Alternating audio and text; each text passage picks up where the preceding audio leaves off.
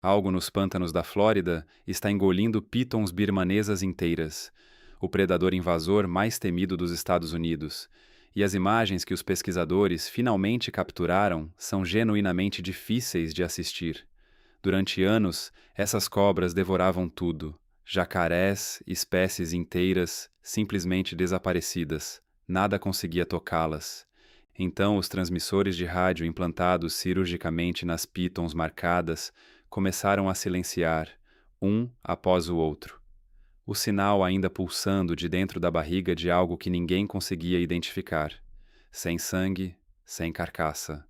Apenas um predador caçando num pântano cheio de cientistas que jamais previram o que estava por vir.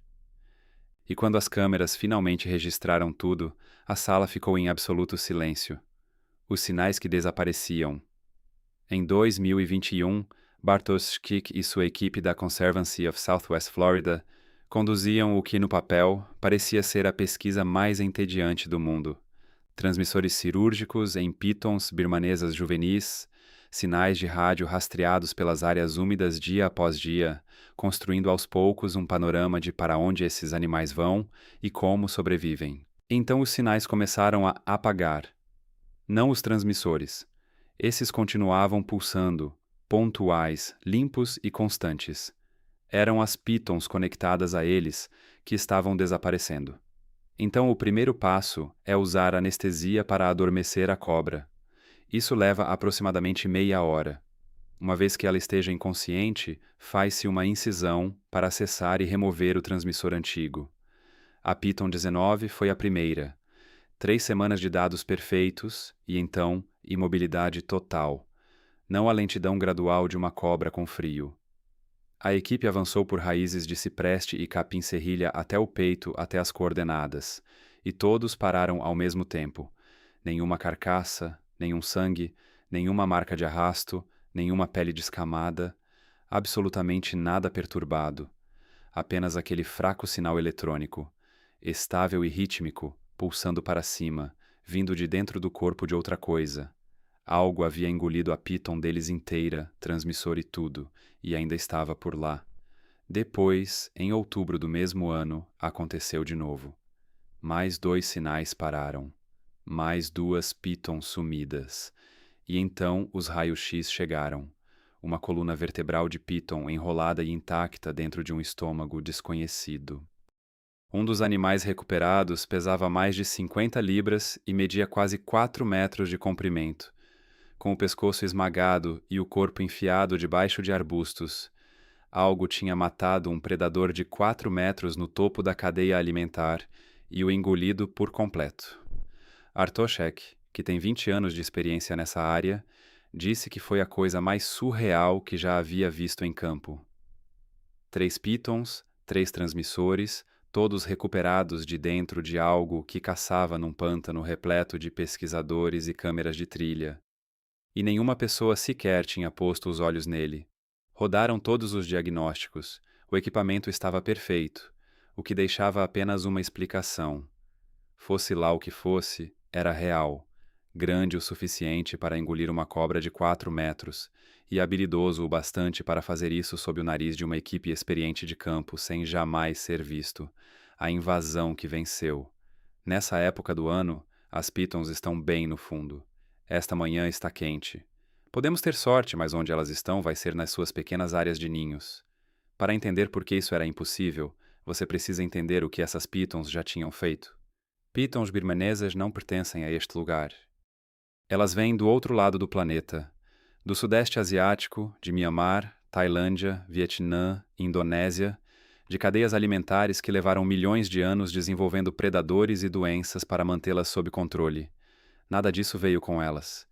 Nas décadas de 80 e 90, o comércio de animais exóticos despachava milhares de filhotes baratos e chamativos para a Flórida, e então esses filhotes cresceram até atingir 4, 5, 6 metros, e as pessoas fizeram o que as pessoas fazem.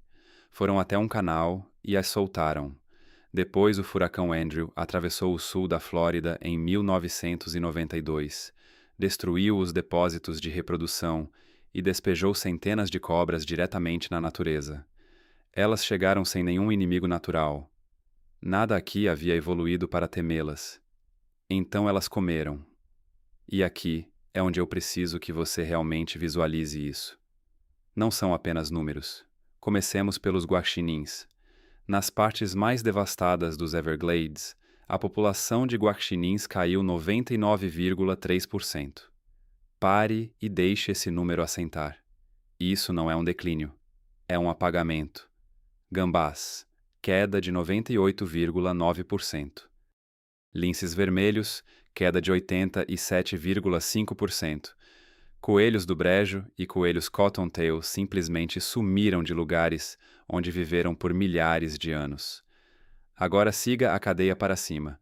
Veados de cauda branca adultos, engolidos por inteiro, jacarés, animais que sobreviveram aos dinossauros, encontrados dentro do estômago de pitons.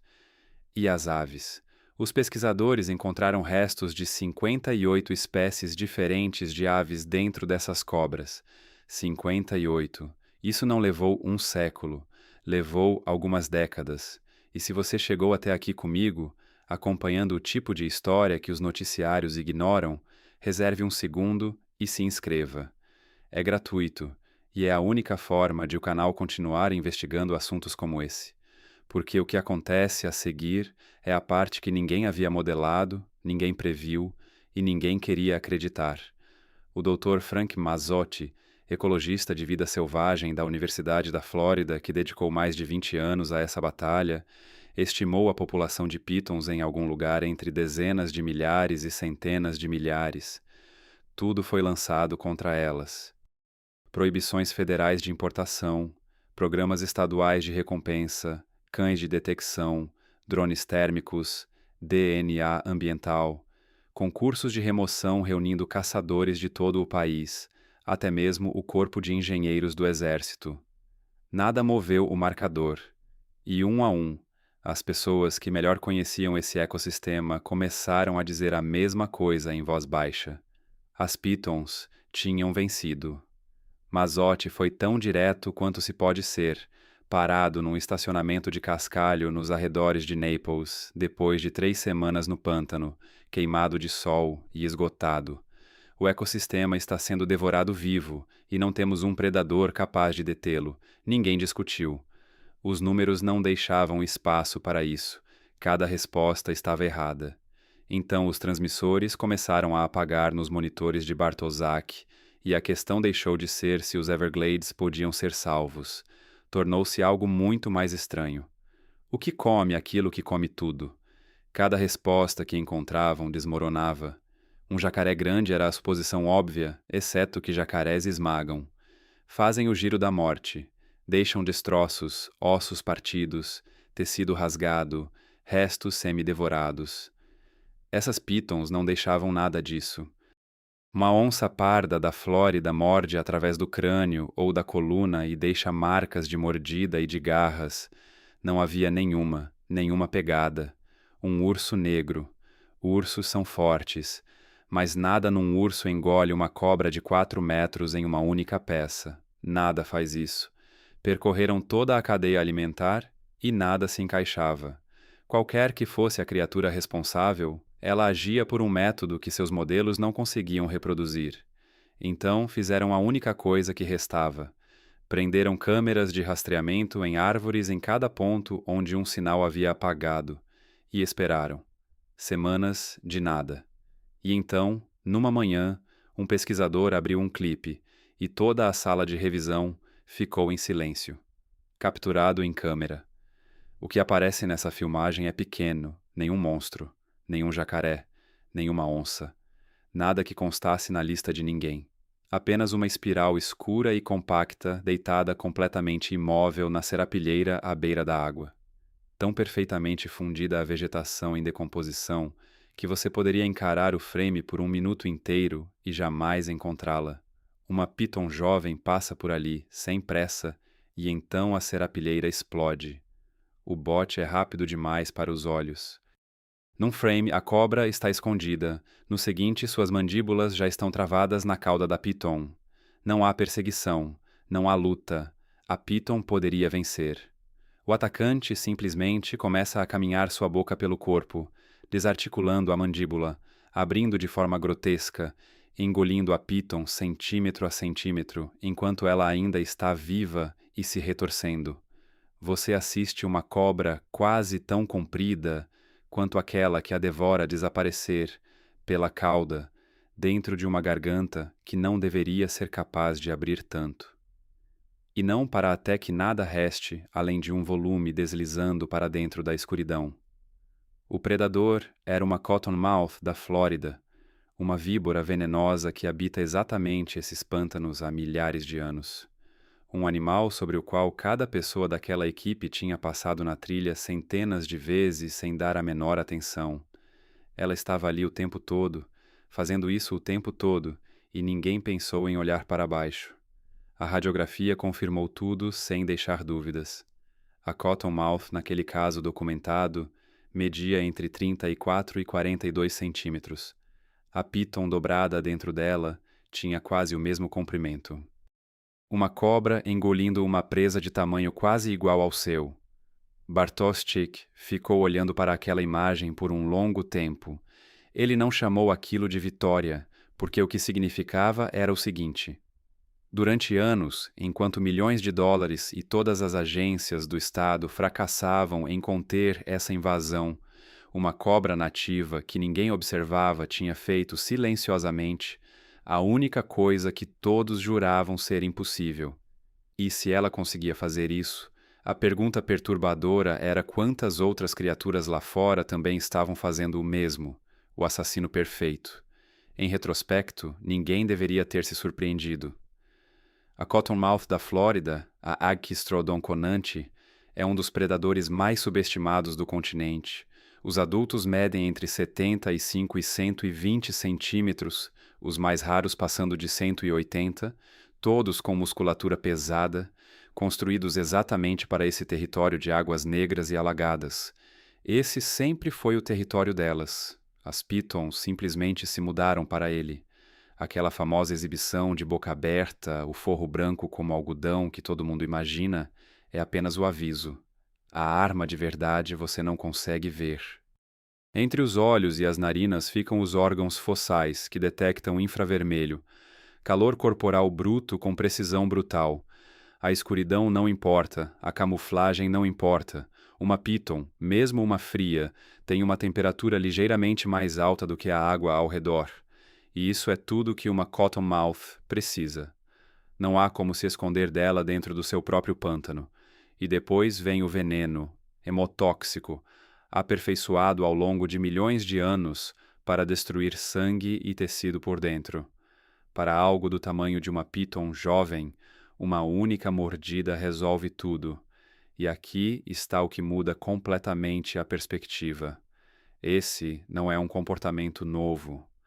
A equipe de Bartosik confirmou que as cottonmouths já caçam rotineiramente 27 espécies diferentes de cobras.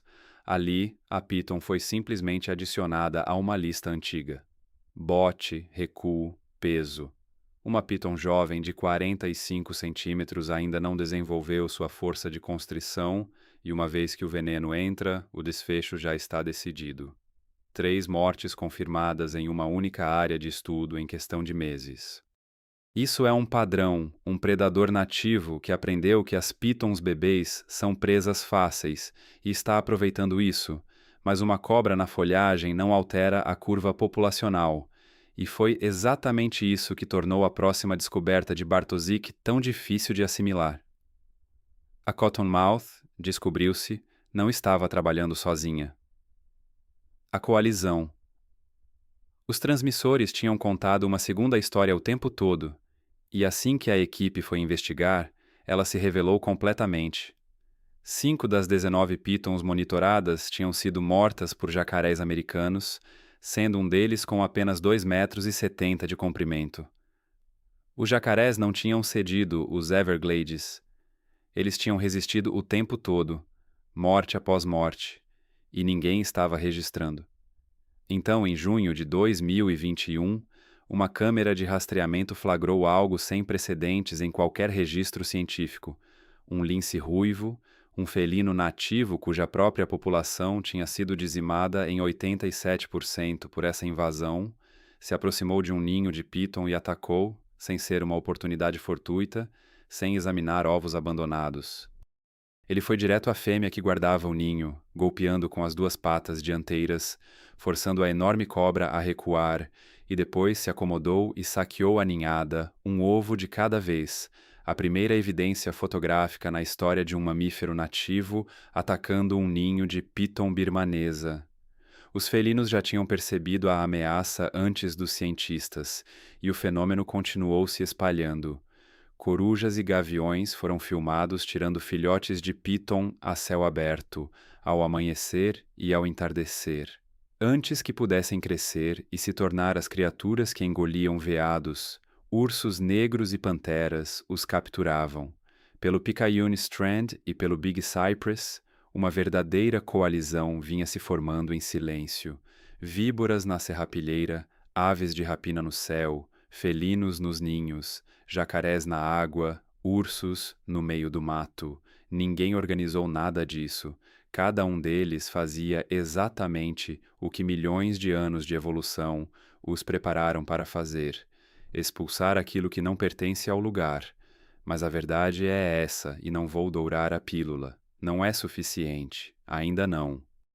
Uma fêmea de piton coloca entre 12 e 36 ovos por ninhada, às vezes mais, e fica enrolada em torno deles, contraindo o próprio corpo para mantê-los aquecidos. Elas amadurecem rapidamente, vivem por décadas. A matemática é implacável e não favorece os nativos. Caçadores humanos já retiraram mais de 5.000 pitons da natureza desde que o programa foi criado. O desafio da Piton de 2024 capturou quase 200 exemplares em um único fim de semana. Parece muito, até você se lembrar do veredicto de Mazzotti: mal arranhamos a superfície, essas cobras são mestras em desaparecer e grande parte desse território nem pode ser percorrida a pé. Por isso cada golpe conta. Cada boca de algodão nas folhas, cada felino num ninho, cada jacaré na água está ganhando tempo para o Everglades. Tempo para que esses comportamentos se espalhem, se transmitam, para que o pântano se lembre de como se defender. E é essa parte que deveria tirar seu sono da melhor maneira possível. Ninguém autorizou nada disso. As bocas de algodão não esperaram licença. Os felinos não leram nenhum plano de recuperação. Enquanto os órgãos ambientais redigiam projetos, o pântano já havia começado a reagir. As câmeras provam que isso está acontecendo. O que elas ainda não conseguem nos dizer é se está acontecendo rápido o suficiente. Se uma cobra aprendendo a comer um filhote de piton vai se tornar 1.000. Se tudo isso junto algum dia consegue superar a capacidade reprodutiva de uma piton birmanesa. Essa é a questão que faz Bartoszczyk voltar para dentro d'água. O estudo ainda está em curso, as câmeras continuam gravando, a conservância está expandindo a rede e monitorando o sinal de que a distância está finalmente diminuindo.